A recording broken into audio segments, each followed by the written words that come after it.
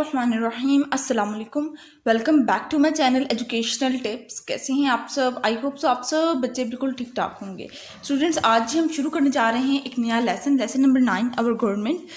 Lesson number 9 के अंदर हम लोग कुछ पाकिस्तान के बारे में पढ़ेंगे, इसके प्रोविंसेस के बारे में पढ़ेंगे, इसकी गवर्नमेंट के बारे में पढ़ेंगे। तो चलिए स्टार्ट करते हैं।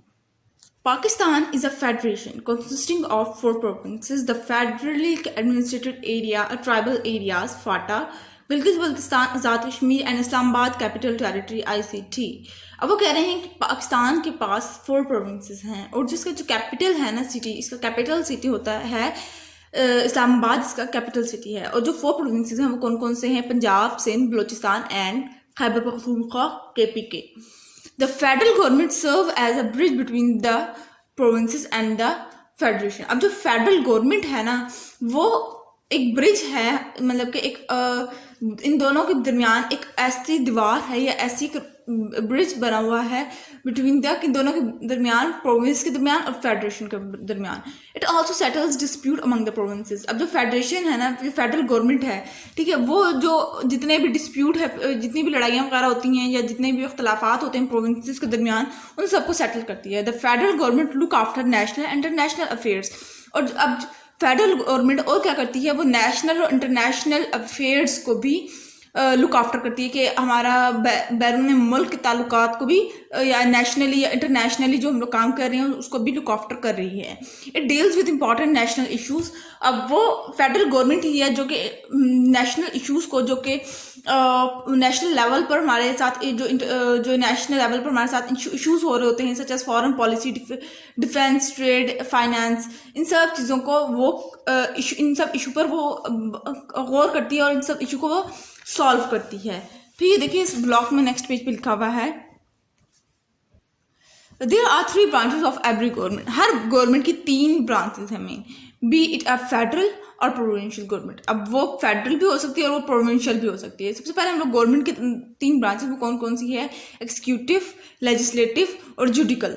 सबसे पहले हम बात करते हैं एग्जीक्यूटिव। उसके अंदर सबसे पहले आ जाता है फेडरल।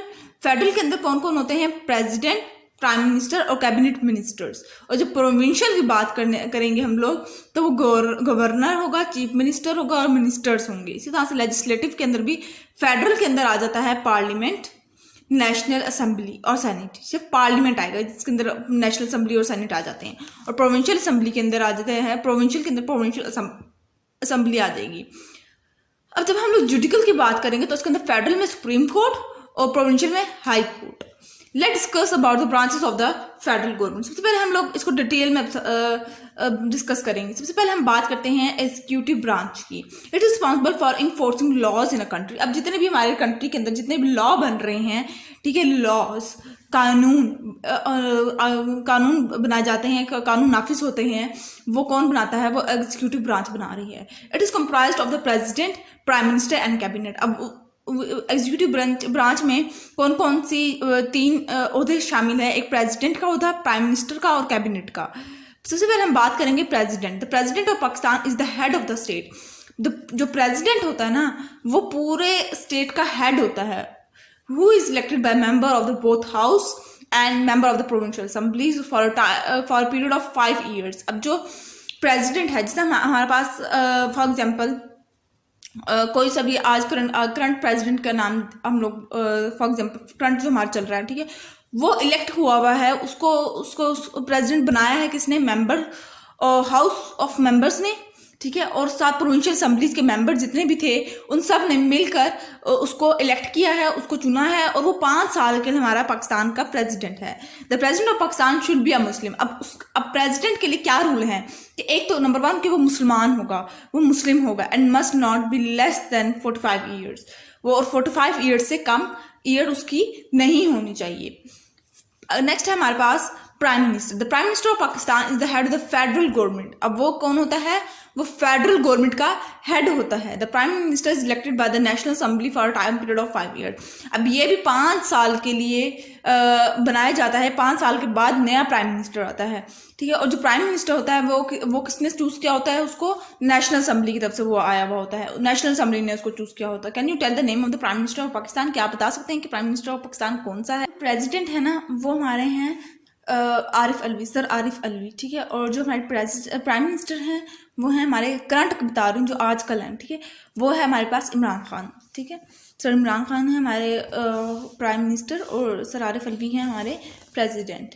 सर जी अब आ जाते हैं कैबिनेट पर। The prime minister does not perform all his और हर ड्यूटीज अलोन। अब जो प्राइम मिनिस्टर है इनके इमरान खान साहब हैं, जो वो अपनी सारी ड्यूटी अकेले तो नहीं परफॉर्म कर सकते। The prime minister has a cabinet for his और हर असिस्टेंट्स। अब प्राइम मिनिस्टर के पास एक कैबिनेट होती है जो कि उसके असिस्टेंट्स करते हैं, जो कि उसके जो रेस्ट ऑफ द वर्क्स होते हैं वो करते हैं। He or she choose members of the cabinet from a parliament as a ministers. अब वो क्या कह रहे हैं, वो जो होते हैं वो चूज करते हैं कैबिनेट से मेंबर्स को as a ministers.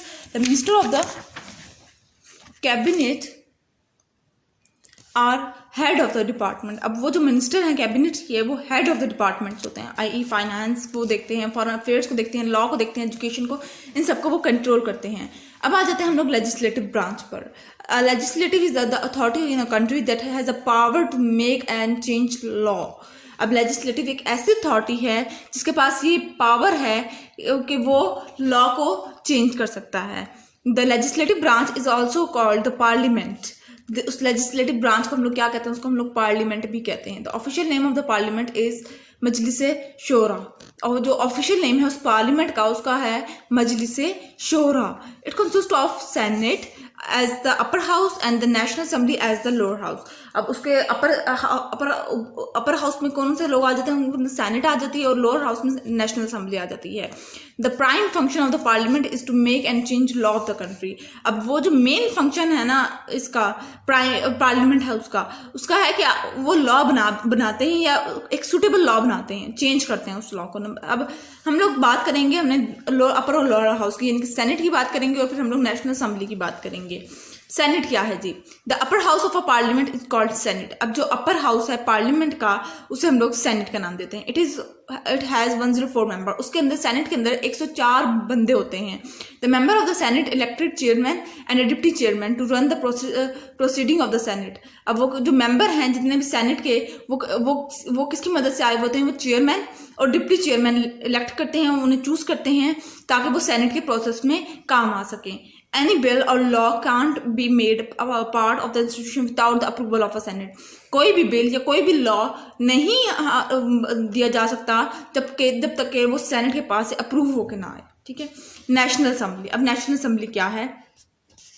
The lower house of a parliament is called national assembly. अब जो लोअर हाउस है पार्लियामेंट का, उसे हम लोग नेशनल असेंबली कह देते हैं। They are 342 member of the national assembly. और नेशनल असेंबली में कितने मेंबर्स आ जाते हैं? हमारे पास 342 मेंबर्स हैं नेशनल असेंबली में। To run the proceeding of the national assembly there are speakers and deputy speakers who are elected by member of the national assembly. अब नेशनल असेंबली के अंदर जो स्पीकर और डिप्टी स्पीकर हैं वो elect करते हैं मेंबर्स। जो मेंबर होते हैं नेशनल असेंबली में, उनको इलेक्ट किसने किया होता है? स्पीकर और डिप्टी स्पीकर ने, ठीक है। उसके बाद आ जाते हैं जुडिकल ब्रांच पर, जो कि हमारे पास लास्ट ब्रांच थी। The judicial branch is the system of a court that provides justice to all citizens. अब judicial branch वो एक ऐसी अदालत है जो कि अवाम को वो राइट उनको देती है, अवाम को उनके इंसाफ दिलाती है। The supreme court is the highest court in the country. अब जो सुप्रीम कोर्ट है वो हाईएस्ट कोर्ट है, सबसे बड़ी कोर्ट है, सबसे बड़ी अदालत है पूरे कंट्री के अंदर, which is situated in Islamabad, जो कि इस्लामाबाद में वाक़ है। The supreme court is headed by chief justice. जो सुप्रीम कोर्ट का जो हेड होता है वो चीफ जस्टिस होता है। जब supreme court is responsible for heading certain type of cases. अब जो सुप्रीम कोर्ट है वो मुख्तलिफ तरह के मसलों पर लोगों को बातचीत करती है और लोगों को इंसाफ दिलाती है। One can appeal against the decision of the high court in a supreme court, however the verdict of the supreme court is final. अब जो भी सुप्रीम कोर्ट जो भी फैसला देगी वो सबको ही मानना पड़ेगा, ठीक है। अगर उसने किसी को मुल्जिम करार दिया तो वो फिर उसको मुल्जिम कोई भी नहीं, उसको ये नहीं कह सकता कि मुल्जिम नहीं है, ठीक है। उसके बाद आ जाते हैं लॉ मेकिंग प्रोसेस, यानी कि हमारे पास जितने भी कानून बनते हैं वो किस तरह से बनते हैं। When there is a need for a new law, any member of the National Assembly can propose a bill, and then this bill is sent to the committee for a review. अब जब भी कभी ज़रूरत पड़ती है कि country के अंदर के एक नया लॉ बनाया जाए ठीक है। तो जो नेशनल असम्बली है वो एक लॉ प्रपोज करती है, वो एक लॉ बनाती है, उसके बाद कमेटी के पास भेज देती है ताकि वो उसको रिव्यू करे, उसके ऊपर बात करे कि क्या लॉ ठीक रहेगा, क्योंकि ओवरऑल लेवल पे पूरे के पूरे पाकिस्तान के ऊपर बनाया जा रहा है एक लॉ, ठीक है। तो यूँ तो नहीं किसी को इससे मसला हो।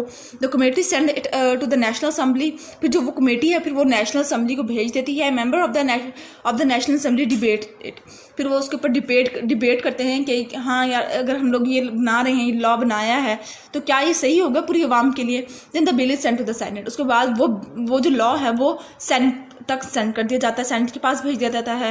When the bill is passed by majority votes of the senate member, जब वो मेजोरिटी ऑफ द वोट्स उस सेनेट के जो मेंबर्स हैं उनके सारों के तकरीबन वोट्स उस बिल पर होते हैं कि हाँ ये ठीक है, it is send to the president for the final approval, फिर वो प्रेसिडेंट के पास भेज दिया जाता है फाइनल अप्रूवल के लिए कि इसको ताकि वो अप्रूव कर दिया जाए। The bill become a law which when the president sign it. अब जब वो प्रेसिडेंट है इनकी, जो हमारे करंट प्रेसिडेंट है सर आरिफ अलवी, वो जब उस लॉ पे साइन कर देंगे तो वो हमारे पास लॉ बन जाता है कि अब ये मुल्क में नाफिज हो जाएगा। फिर आ जाते हैं पॉलिटिकल पार्टीज के ऊपर। अब political parties a group of people who have similar ideas about a national issue. अब पॉलिटिकल पार्टी वो एक ऐसा ग्रुप है लोगों का जिनकी सेम आइडिया है, सेम सोच है किसी एक भी नेशनल इशू को लेकर। Political party plays a very important role in democracy. अब डेमोक्रेसी के अंदर पॉलिटिकल पार्टीज का बहुत बड़ा अहम किरदार है। They educate people and rise public awareness of issues. वो लोगों को एजुकेट करते हैं, उन तक नॉलेज पहुंचाते हैं और उनको अवेयरनेस लेकर आते हैं करंट इशूज के बारे में। They communicate public concerns, opinions and need to the government। अब वो पब्लिक आवाम से उनके ओपिनियंस राय लेते हैं, उनसे पूछते हैं कि उनके ख्यालात के बारे में पूछते हैं और वो फिर गवर्नमेंट को बताते हैं। When the party come to power, जब कोई भी पार्टी अपने हुकूमत के अंदर आती है, they resolve public issues, वो फिर आवाम के मसलों को ख़त्म करने की कोशिश करती है कोई भी पार्टी, ठीक है। तो यहाँ पर हुआ हमारा आज का भी ये लेसन भी ख़त्म और लेक्चर भी ख़त्म। आई होप सो आपको समझ आ गया होगा सारा का सारा लेक्चर। और मुझे दुआ में याद रखिएगा, अपना ढेर सारा ख्याल रखिएगा। जाते जाते चैनल को सब्सक्राइब कर दीजिएगा, वीडियोस को लाइक कर दीजिएगा, बेल आइकन को प्रेस करना मत भूलिएगा। मिलती हूँ किसी और वीडियो में। दुआ में याद रखिएगा। अल्लाह हाफिज़।